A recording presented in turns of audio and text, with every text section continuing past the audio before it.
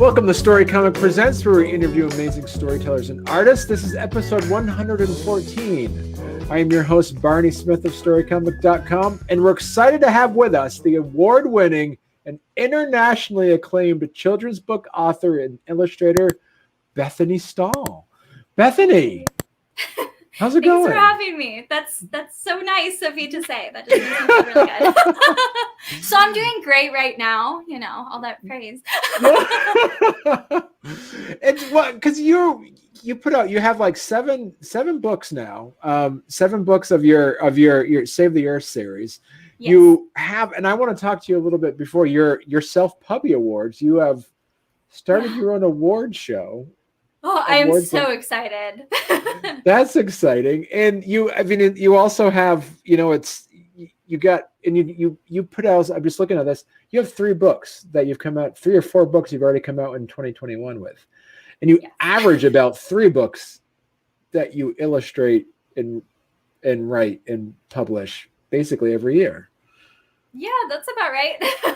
Wow, that's amazing, and we'll jump into and just kind of talk about some of the series that you've created. You've started your Amico's Nutty Tales, as you said, you got your Save the Earth.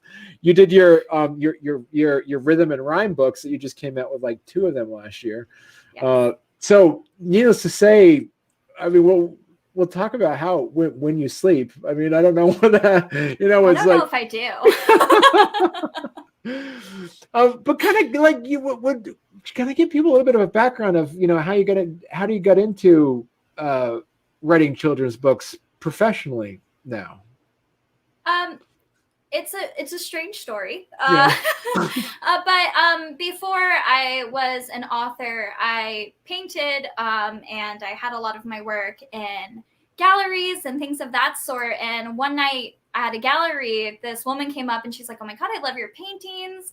They make a beautiful coloring book." So I thought, that's a great idea. I'd love to make a coloring book.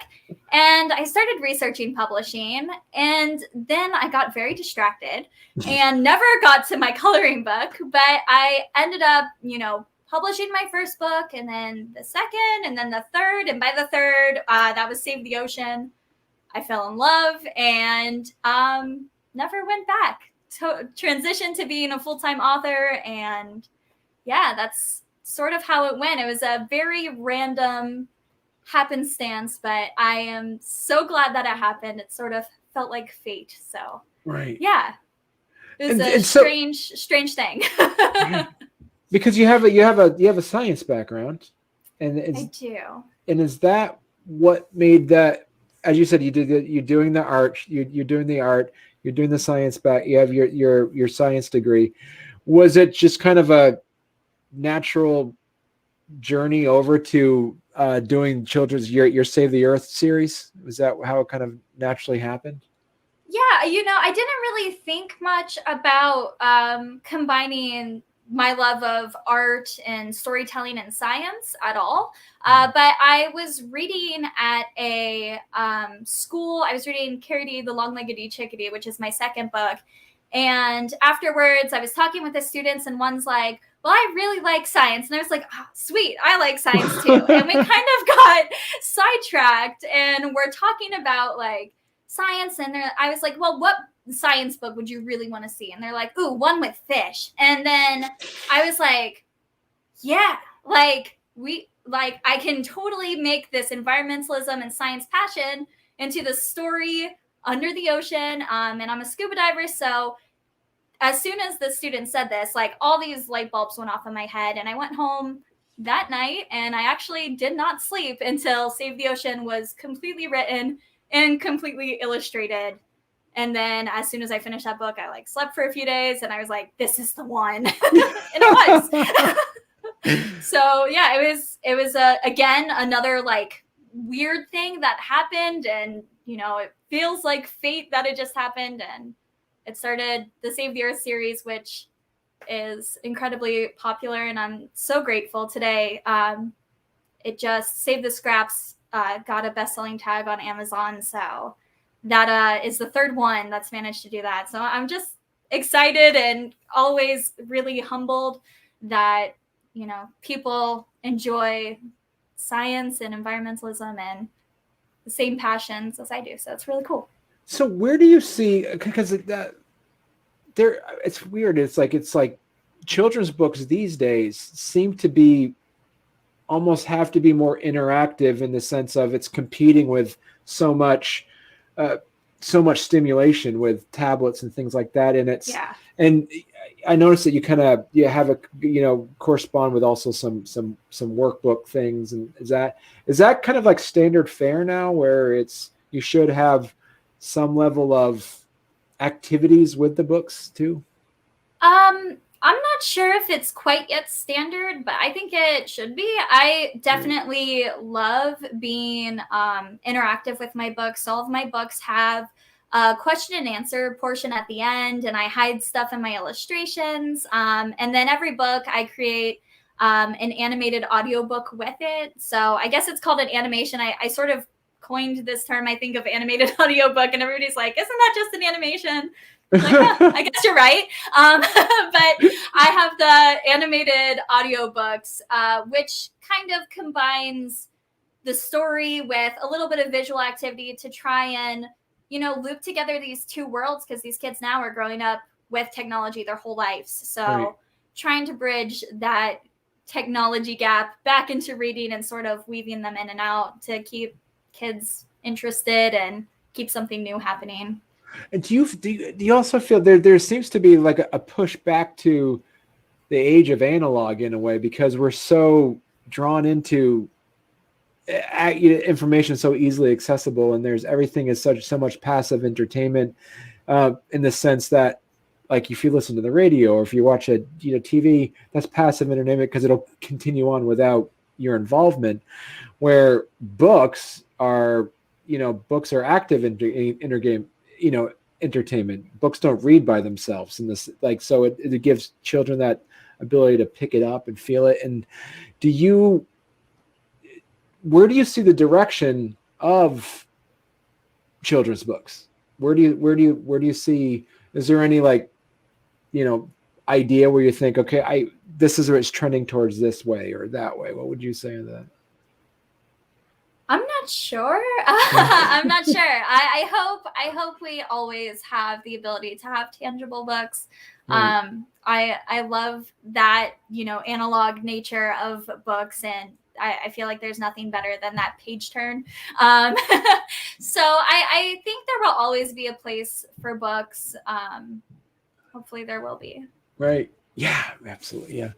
And do you see, so my other question for you for your Save the Earth series is, how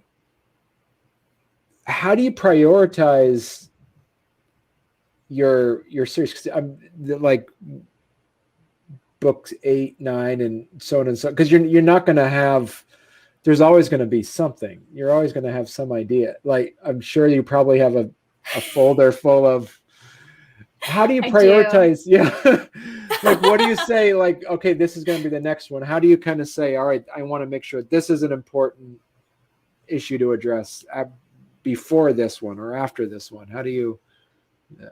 I think it comes based kind of on what I'm, doing in my life at that time. So just sort of traveling through. So, Save the Ocean kicked off during summer when I was, diving a lot and being involved with ocean cleanups. And then the Arctic came out in the winter, and the bees in spring when bees started showing up again.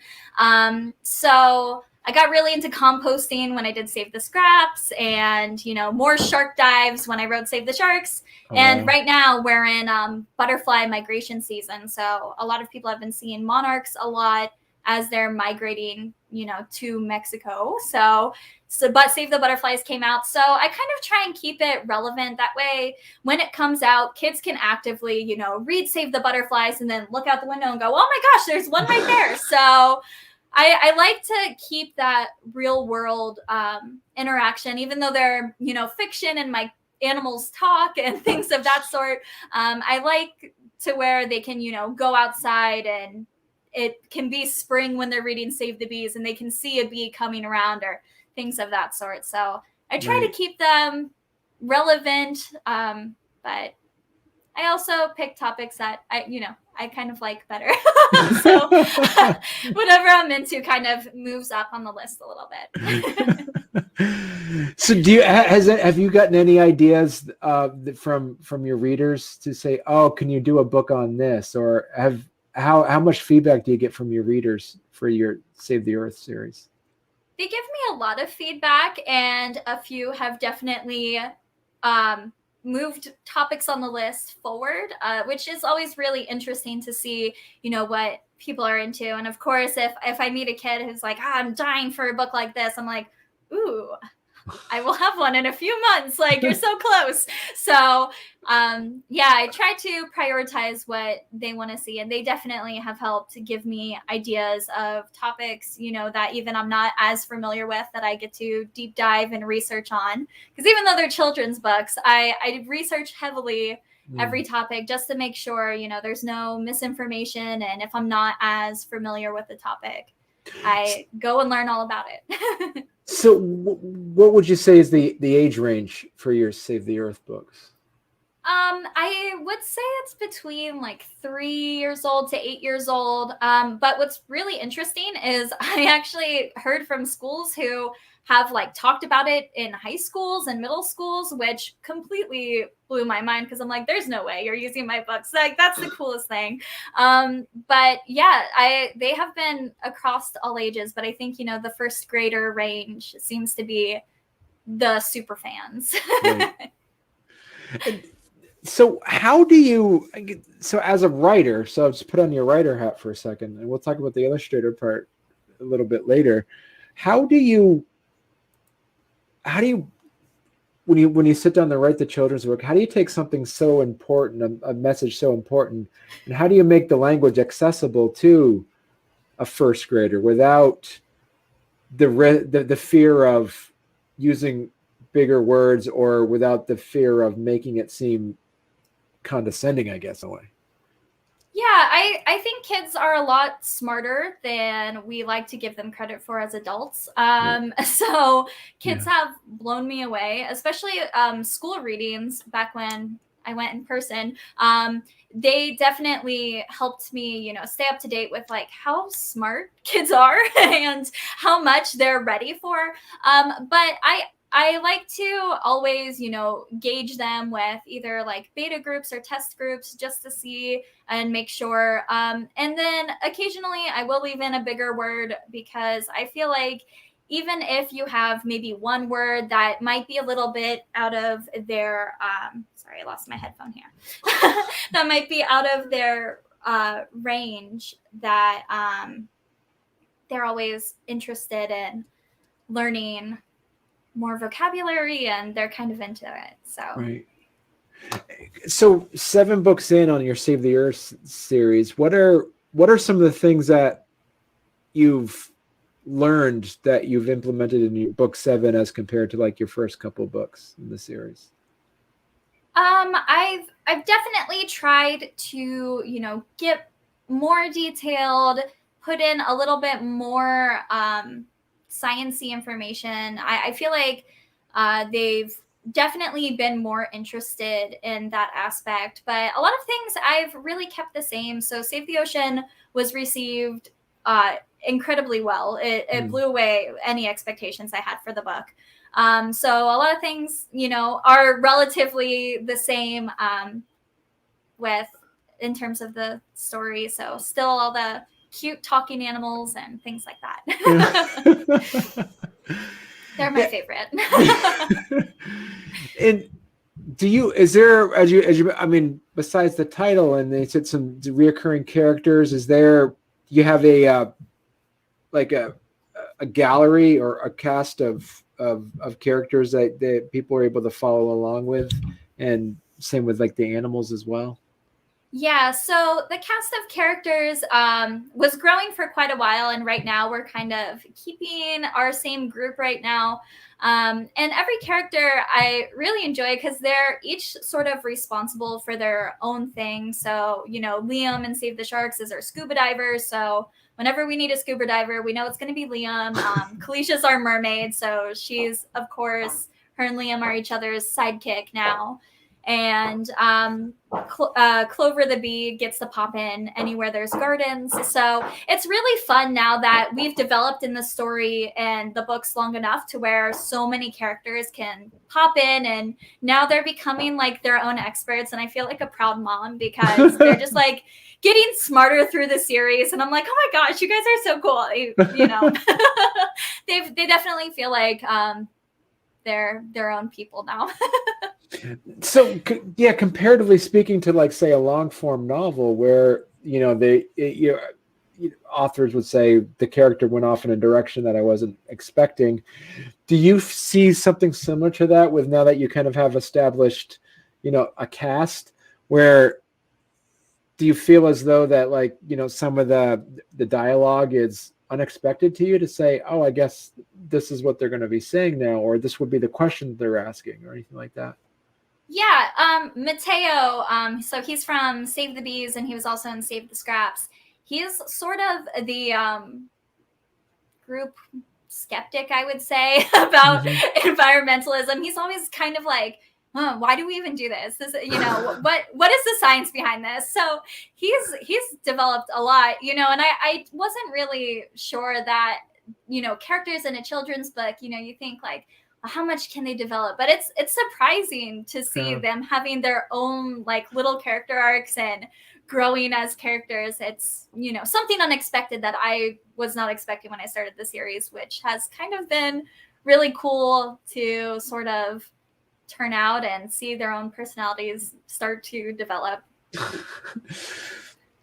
And on average, say for instance, we have somebody's like watching or listening to this and saying, this is great, Bethany. I have an idea for a book. How do I start it? Is there a set limit of words? Is there a standard way to write this out? What would be a tip you would give that person? Yeah, I have a YouTube video on exactly like, word count and things of that sort, but picture books are typically, 300 to 600 words. And it's really just writing it down. But the beauty, I tell everybody this, the beauty of self-publishing is that we have the freedom to not have to stick to any, specific rules or guidelines, which I really love because I always break the rules, and I always want to try something new. And, so it's really exciting to, follow a guideline, try to stick to a standard. But if you break the mold, like, that's fine. If it works for you, it works. So yeah, I think it's, really testing it. My key piece of advice is to, get something down, write something out, and, test it with real life children and see how it's perceived, because, you never really know until it's in the hands of your target audience and they Right. give you the most valuable feedback. And also I gotta plug for you, Bethany, is I gotta say, it's like I discovered your Patreon page. Yeah. So, and I gotta say, anybody listening or anybody listening or watching this is that and if you're wanting to learn about children's books, this is your master's level setup right here. For you look at the what you get on here for $5 a month, this long list of availability things for $5. That's $60 a year. So I want to think is like, that's a large meal at a restaurant. Like you can like right here is you get all of these things that you can get for $5 a month. You get to learn all these things about how to write a book, how to calculate printing prices, learning step-by-step guides, selling, how to learn how to get your books in libraries, advertise, how to advertise and stuff like that. That's for $5 a month. I mean, that's amazing, Yeah. Bethany. I really wanted to keep it. It's a severe passion project of mine to teach. I had no resources going into this, and all of these, I built on the back end for myself, and I was like, why am I not sharing this? This is not fair that I've gathered all this information and it's just like sitting on my computer. So I want to make it accessible to everyone, and if you want to get started on this journey, you can. Like, I definitely want people to have as many resources as I can give them. Right. I mean, this is, and also too, then you have on here for $10 a month, you have the same thing, but also talk to us a bit about what they get for a mere $120 a year. I mean, like, that's a great deal. But yeah. So we have the monthly live stream. So every month, the workshop squad votes on a topic they want to see, and we get together live. And of course, they can always watch it after if they don't have time to join live.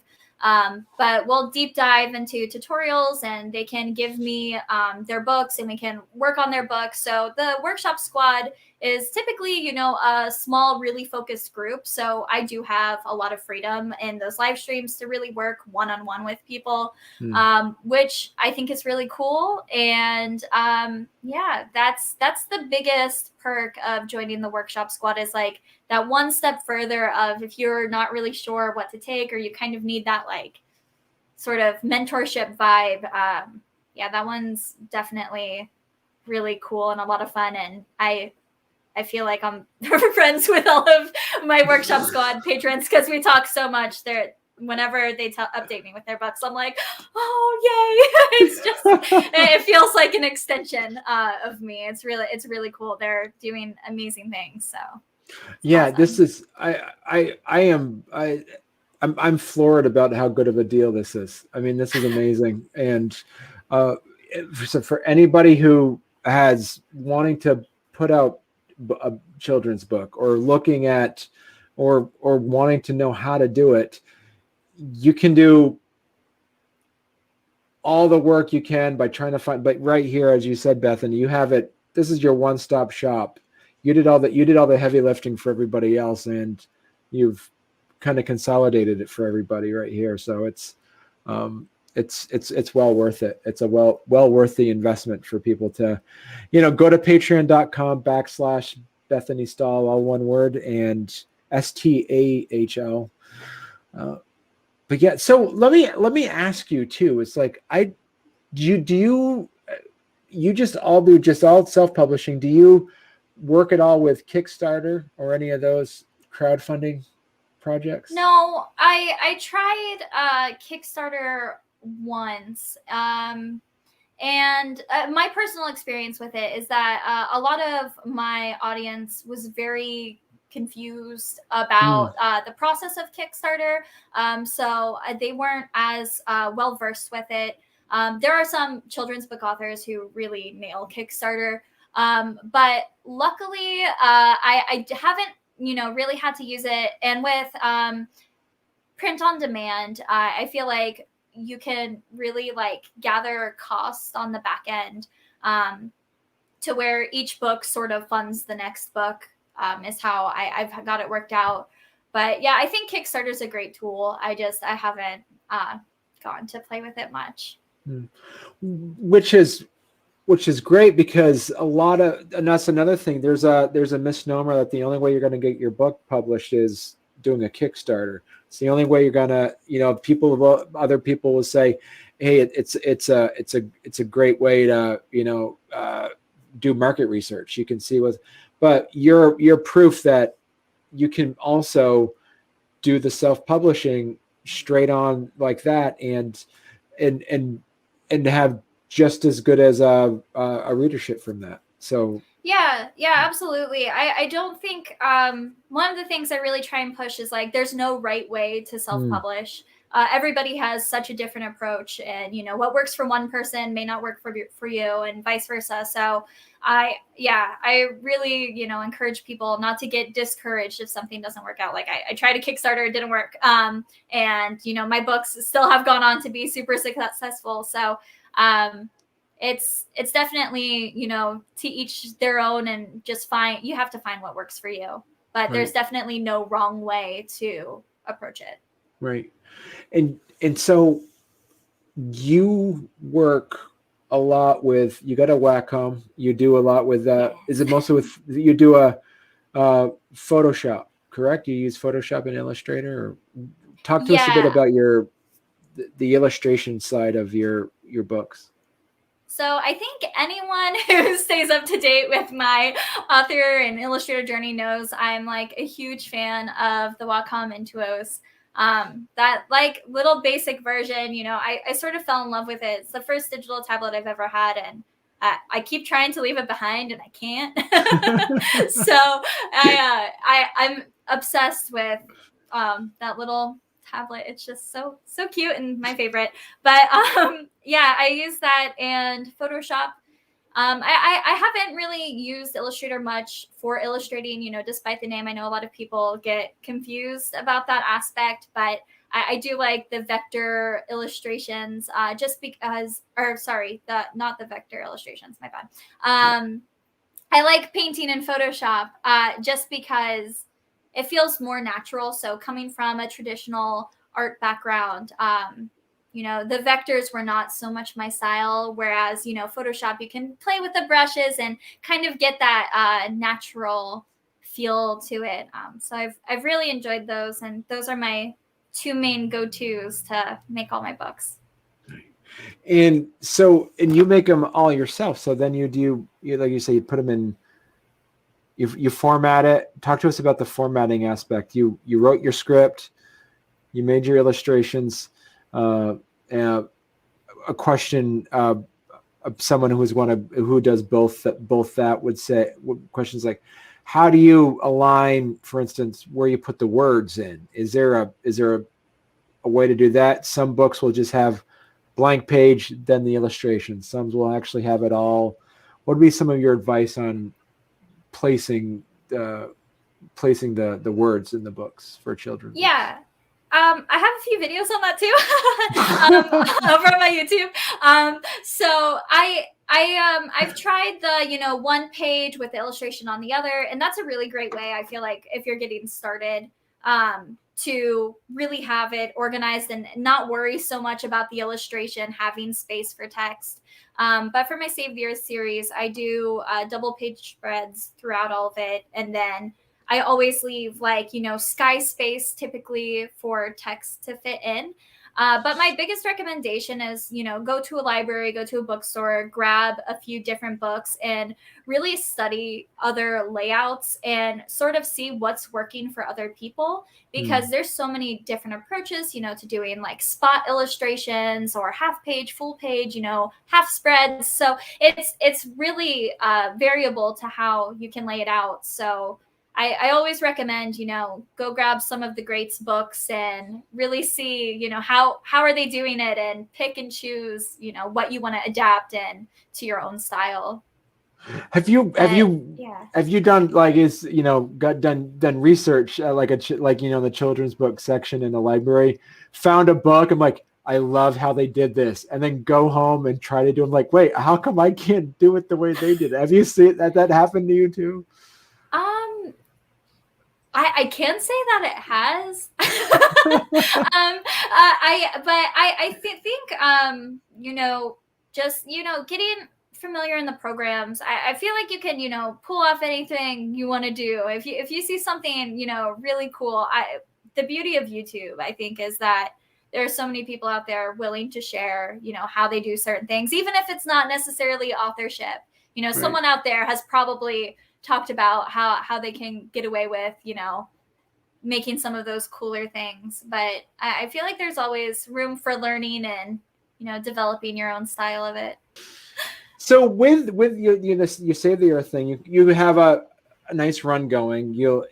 So what made you decide to jump in and try out some of your rhythm and rhyme books?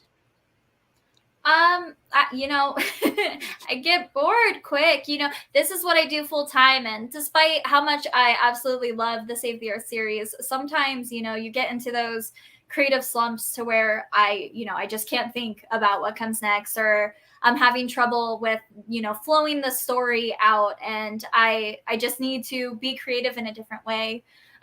So these two books, I actually, didn't really have stories for them. I just kept taking time to myself and illustrating. And then, Mermaids in the Sea came together from a bunch of mermaid illustrations. So that's a illustration challenge that happens in May, and created by Tom Bancroft, who's like one of my favorite illustrators, throughout life. Definitely a huge inspiration. And then the other one, I got, really excited about these like really bright, vibrant colors and dreaming in the night in this sort of, dreamscape. And they both sort of had, a similar vibe. And I'm like, this can make a fun series. And I don't write in rhythm and rhyme. So my Save the Earth series is in prose. And I just wanted to try something new. And they both sort of kicked me out of this bad funk I was in and turned into something really cool along the way. And also too, is there like a sense of like responsibility to keep the like sense of responsibility for the Save the Earth series, that you have to keep pushing those along too? Yeah, absolutely. It's my most successful book series to date. So I do feel a sense of responsibility, and I have so much that I want to cover with that series. And sometimes, it gets overwhelming, because we talked earlier, like I do genuinely have lists. For a while, down the walls of my room, I had just sticky note after sticky note of story ideas. And it's like, oh, how am I going to write, all of these books? Like the series is planned to, at least be 50 books. So I have a long way to go. But despite like loving it, that creative burnout is such a real thing. So sometimes, the weight of that, and as you build an audience, I don't want to let anybody down. I don't want to have a book that they're just not vibing with. So, the pressure is there to, really be perfect. And do you see, so but and also you have the Amico's Nutty Tales. That's another that's another one that you started this past, you just came out with the first book this year. Is that also another like ongoing series you're going to be working on too? Yeah, it sort of took a hiatus. I planned on publishing more this year on that, but I ended up getting distracted. I just published the Save the Earth collector's editions. So those are hardcover books that have, multiple books within one book. Right. So I got distracted with creating those, but Amico's Nutty Tales is like such a different side of storytelling.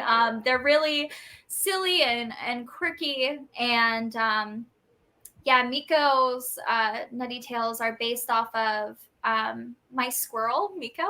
So he was a real guy, and I really liked switching those up and sort of playing around with classic stories and just mixing them all up and adding some squirrel nuttiness into it. They're strange and fun, and it's just a fun way to get out of that comedic side and make myself laugh for a little bit.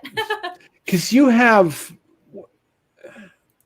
I learned a phrase recently called single tasking. Obviously the opposite of multitasking is, so when you have multiple works in progress at once, do you single task or do you multitask? Do you like do a little bit one day or in the morning? How do you split up your day when it comes to producing children's books? I tried to stick to a schedule, but I noticed the more I stick to schedules, the more I start to hate whatever I'm working on. So I love the freedom of doing whatever as long as it gets done. So I work in I call it an organized chaos. Yeah. So I do work on multiple books in the same day, which I don't think would work for everyone, but I like the aspect, that I can be editing one book and then take a break and illustrate. And for me, working on multiple works at once, even within the same day, it helps the creativity stay alive. Because if I focus too hard on one story, I just start this spiral of, is it good enough? Oh no, I don't know what I'm doing. So balancing them all out and keeping one of the, I think they're all at different stages. So, writing one, editing one, illustrating one keeps the love alive of all of it. And, illustrating is one of my favorite parts. So I always try to keep one book in the illustration phase so I can have that like Zen moment of just, sitting there with my tablet and illustrating. So yeah, there's not really a schedule, just, whatever feels right. But also, sticking to their own individual timeline. So I do at the end of the week, I have weekly tasks that, by the end of this week, I need, 3 illustrations done, or I need this one edited, or this one has to be finalized with, formatting. So, right. Yeah. So how territorial are you of your IPs, for instance? Like, what if, because you have your book groups and stuff like that, or if you have, some peers of some other children's book, right? Like, could they approach you and say, hey, Bethany, I love your style. Would you illustrate a book for me? Or if someone says, hey, I love your Save the Books. Could I illustrate one of your Save the Earth books? Where would you be at that for those 2 opportunities? Yeah, I would definitely be open to illustrators. I've definitely considered this a lot, especially the busier I get. I often wonder, what have I gotten myself into? And it's a lot for one person. I try to keep, I think my goal is like 6 new titles a year, wow. Minimum of 4. So, that's every other month. So I start to, get overwhelmed. So I'd definitely be open to that in the future. And I've illustrated for others in the past. I haven't recently, just because I haven't found the time. But I think if the right project came along and we really meshed, I would absolutely be open to, partnering up. I think it's really cool to get to put your creative side with somebody else and see what excitingness comes from that. So I'm protective to a certain extent, but yeah, I would definitely be open to collaborations. Right. And so putting on your business hat for a second, because now this is your full-time job. What are some of the things some advice you maybe get from like an accountant or somebody to say, hey, if you're going to be doing this, make sure you do this piece? And you probably have a YouTube video about this already too, right? Yeah, I actually don't know about this one. Maybe. I know Patreon members know it. So I hate the business side.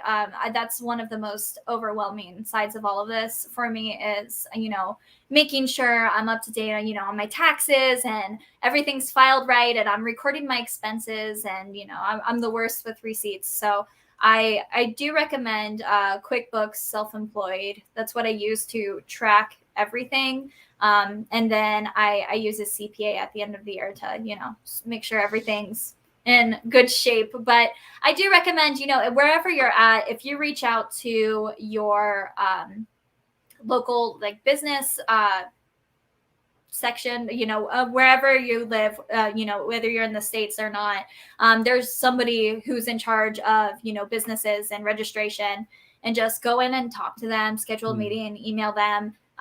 They're going to steer you the right way. They want their money at the end of the day. So they're going to give you all the resources to make sure you're following all the rules and doing it right. But yeah, don't be afraid to get help. It's wonderful to wear all the hats of your business, but there's definitely no shame in having professionals help you out with some stuff. So that's the one area I do accept lots of help with. And so, so with that said, kind of, as you say, you look at trying to do at least release 2 books, a book every other month is kind of your goal. And how many projects, because you said earlier you have multiple going at a time, what's your maximum amount of projects you'd be having going on at any one time? Is it 3 books at once, 2 books at once? How does that, what would you usually do? I think it varies. I try to work ahead, and I recommend everybody work ahead. That way, you're not rushing to the next book. So the next book that I'm releasing is already finished. And the book after that is almost finished. So sort of getting ahead of yourself really helps this like illusion that I'm publishing so much. So a lot of people are like, how are you doing it so quick? How are you doing this? And it's like, no, I'm working several months in advance. So while it looks like I'm like really on my game, I'm taking my time with each of these books. They're each taking several months. So I don't think I work more than like 2 or 3 books. I think 3 books would be the maximum. But even then I might, write a bunch of books one month and then just sit them in a little vault and slowly pick them out and start, developing them further. So yeah, I try to only illustrate 1 book at a time. I try to write only 1 book at a time. So yeah, at least 2 books I work on, but sometimes 3, depending on how excited I am. And so when you'd write out the script, because you mentioned like sometimes you have like children kind of beta read some of the books before they're published. Do you have anybody beta read the script, that like your actual book script itself, to say, does this flow right? Do you have people look at that beforehand before you start the illustration? Yeah, so I do use a developmental editor and a content editor or line editor, depending on, everybody kind of has a different verbiage that they use. But I run it through 2 different editors, which give feedback. And then I also run it through, teachers and things of that sort to make sure that, parents and teachers are also on board. And then if it's a very specific book, about like the butterfly book that just came out, I might run it by some, butterfly gurus and make sure that I'm hitting the topics they want to make sure are focused on, and making sure that, they all approve, and then I'll move forward from there.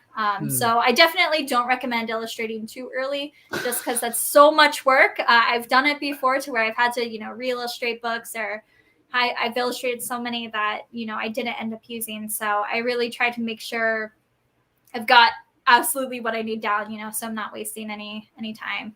It's valuable. And when you kind of put that in place, kind of give them like a beta copy, is it kind of like handwritten out and then kind of sketched a bit just to kind of give people a sense of what it looks like? Or is it just just like page 1 script, page 2 script? How would that look?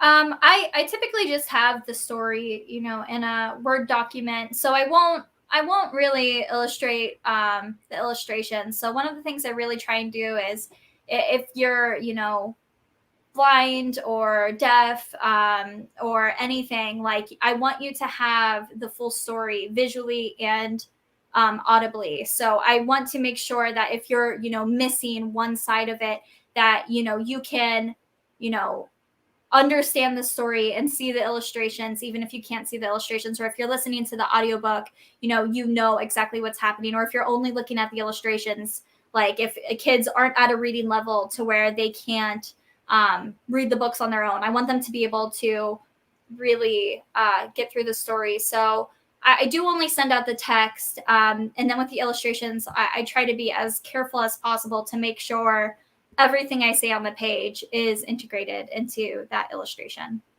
Okay.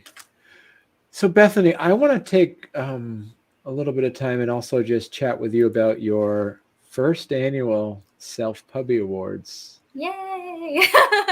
So where did the idea of this come from? And yeah, talk to us a bit about this. Well, with my Patreon group, I have gotten to know so many authors who, are just starting out their journey. And it's incredible, some of the books that have been coming out of that group. And they're, struggling to get started. And I also, struggled with, how do you even, get your name out there? How do you start networking? How do you advertise?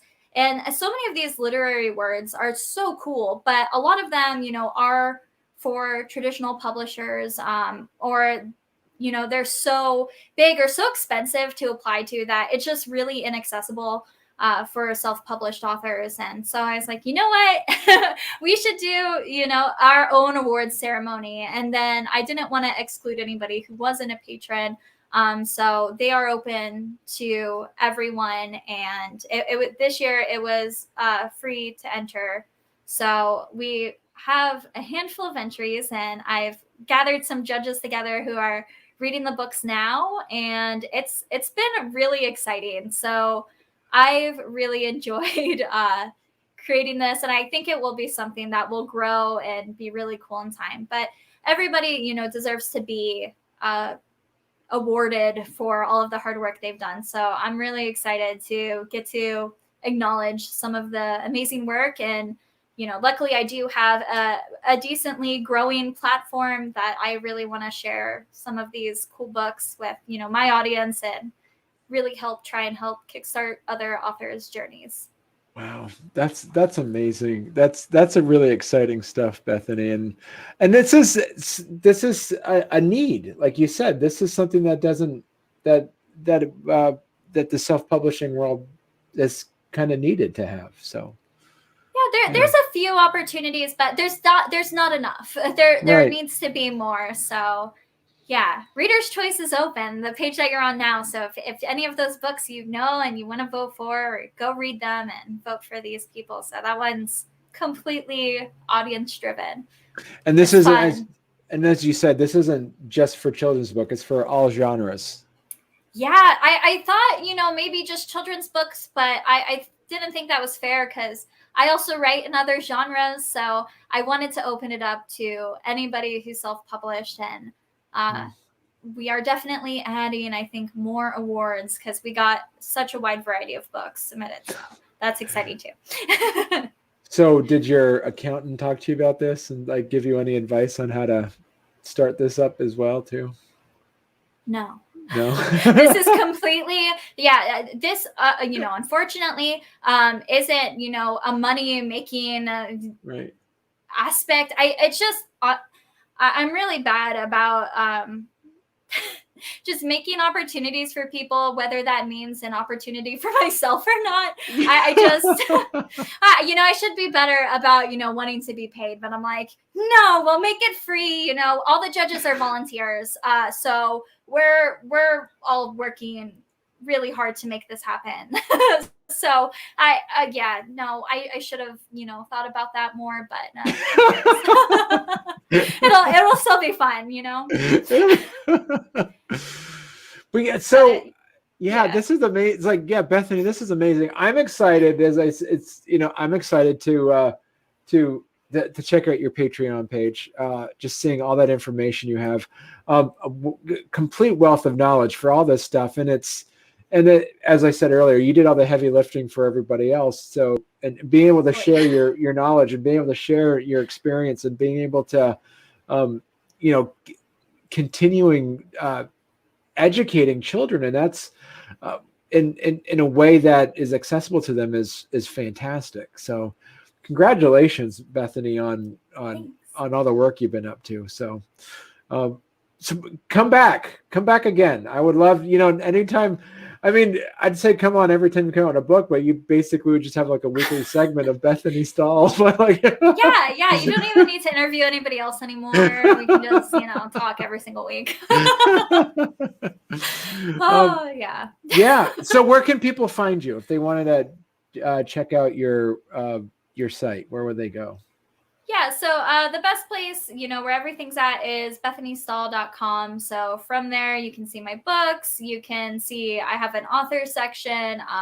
I've tried to make everything there for everyone.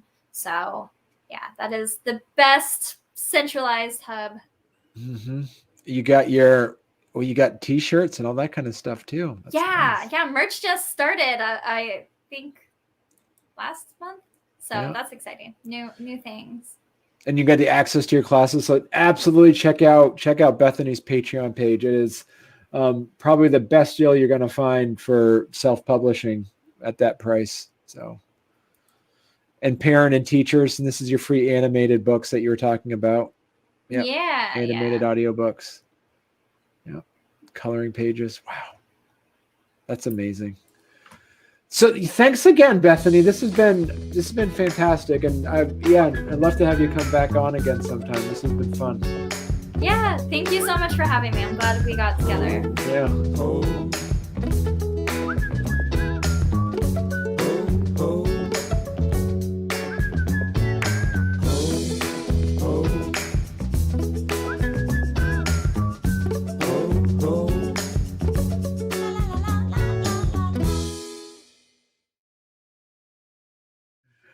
Is wallpaper ever going to come back? I've always kind of wondered that. I don't know. I think I'm too scared to try wallpaper. Yeah.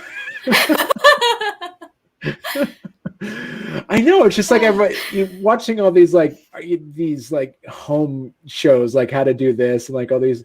Nobody does wallpaper. It just seems like everything's always just like painting walls and stuff. But yeah, I don't know.